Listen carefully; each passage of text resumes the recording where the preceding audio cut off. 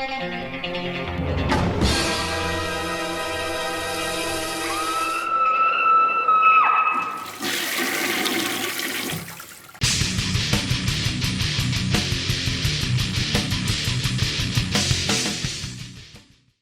up, everyone? Thralls Metal here once again.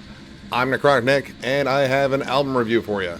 This one, once again, came to us courtesy of Screaming Toilet. Again, fun site full of cool reviews, all sorts of cool pop culture stuff, podcasts, etc. Definitely check it out. It's a good time. So today I am reviewing the debut full-length from Coffin with their album A Monument to the Dead. This came out on October 18th on Rotted Life Records, but also distributed through Blood Harvest Records. This is their debut full-length. They're from Portland, Oregon, where apparently you can throw a stone in any direction and hit an up-and-coming awesome death metal band. Not a bad problem to have, in my opinion. These guys are very new, too. They formed in 2017, so very fresh on the scene. I think they have maybe a couple of demos and an EP before this, so really this is their first big release. So right away the album opens up with copremesis, which I had to look up that word, and it apparently means fecal vomiting, so already pretty fucking gross. And I have to say, it opens up very sludgy and very much, what you expect from the Portland, Oregon scene, because they love a lot of death doom, but then takes a dramatic shift to almost more punk-like territory. It really reminded me a lot of Autopsy and how they bring in a lot of punk elements into death metal, or even a more current band that does a lot of the same, like Necrot. Now, I thought this was really refreshing because a lot of the bands that have come out of the Portland, Oregon scene have favored more death doom, like Sempiternal Dusk, or Cerebral Rot, or Ossuarium. Those guys like the slow builds in the songs, real sludgy pace, real dense production. This one goes right for the throat with big, chuggy, thrashy riffs left and right, and just keeps a high energy throughout this entire album, pretty much. Now, the production on this is really raw and gritty, but it's very well produced. Everything is separated very well. The only thing I can knock it on is I think the levels could have been brought up on pretty much everything. It just feels a little thin, but overall you definitely get a good sense of the band's sound, and I think this is pretty close to what they would sound like live, so I always appreciate that. The vocals on it favor more of a kind of a mid to low growl, but occasionally there are backup vocals that are more ghastly, I guess. Very similar to like Martin Van Druin from Asphyx and Pestilence fame. They don't use that very much, but when they use it, it is to great effect. The next track, Sawblade Suicide, definitely favors a more thrashy side of early death metal in this. Definitely, again, reminded me of Pestilence, but then it shifted to this slower, more angular riffing part, which definitely reminded me of Death. So these guys really like the old school death metal, like the first wave of it when it was really coming up, and still had little bits of leftover thrash in it, which I love that style. It's one of my favorites. I like hearing how death metal got its roots in and sort of evolved from thrash, at least for the most part. Now this song shifts back and forth between the real thrashy parts and these cool little angular moments, but it never really loses any steam or an intensity at all. It keeps the energy up, which is really good. Now you get your first real solo on this. There really wasn't much of one on the opening track. This one is pretty much just a straightforward kind of squealy death metal solo. And they really don't pop up very much on this. In fact, there are very few like lead melodies on there. There's some cool harmonies every now and then, but mostly these guys are about just big grooves and big riffs, and it works for the most part. I kind of would like a little bit more melody in there, or at least some more layered guitars, but what I got I thought was pretty good. Now, one of my favorite tracks on here is Miasma of Barbarity. I think this is quite possibly one of the best written songs on this album. It flows very well. It opens up with a very morbid angel tremolo riff that kind of leads into a cool, creepy harmony. You know, the kind of stuff that you would expect to hear on, like, Blessed Are the Sick. And it really makes the song sound evil, which I definitely like. I really love the overall late 80s, early 90s feel of this album. It feels like it actually was recorded during that time. This would have fit very beautifully in the whole death metal explosion during that time. Strong songwriting on this one. It flows very well. It's very well paced. It doesn't try to be too overly technical. Transitions well. This is just a really well-written song with some solid hooks in it, and it's just really catchy. The next track was another one I really liked, Forced Self-Consumption, which sounds pretty awful too. This one kind of brought forth a lot of the kind of straightforward meat and potatoes death metal, like a band like Obituary or Jungle Rot really have, where it just works a solid riff and has a good solid groove throughout.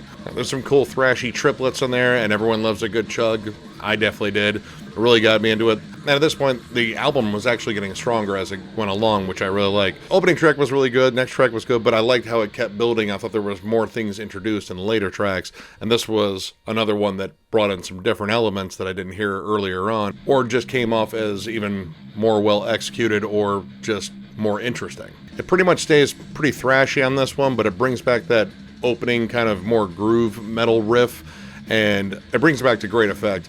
This is where I really started comparing these guys to Witch Vomit, and pretty much in the sense that it's very riff driven, lots of hooks throughout, and it just sounds flat out fun, which is kind of an interesting descriptor for nasty death metal, but it honestly is. Another one I really liked in here was Incubation of Madness.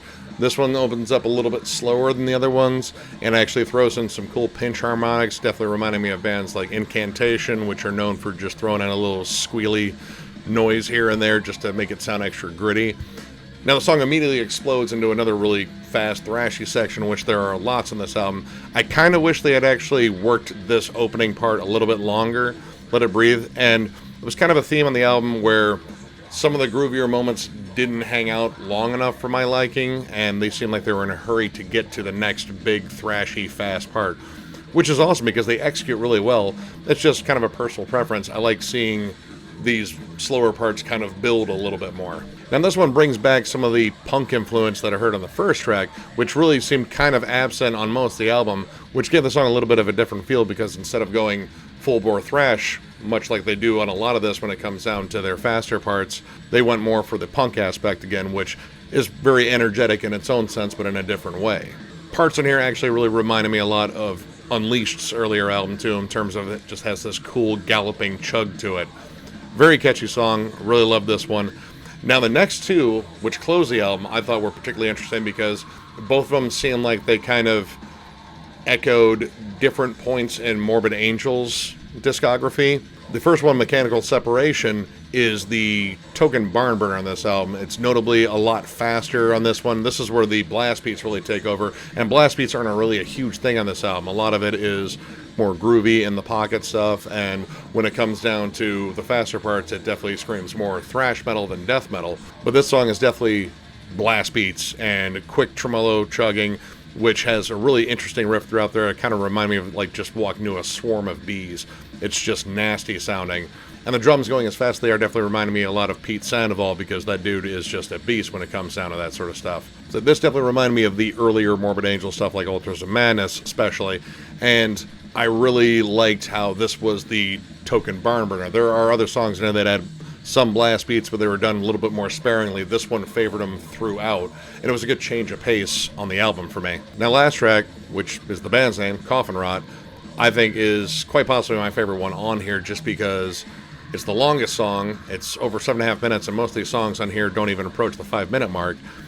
This one takes a long time to build. It starts off very groovy and very just kind of oppressive. There's like a little bit of that Death Doom sound, but the fact that it didn't go throughout the entire album made this song sound really fresh on here. When they move from this slower section to double time sections, it really reminds me a lot of Bolt Thrower, which I'm always a big fan of hearing that sort of sound in there.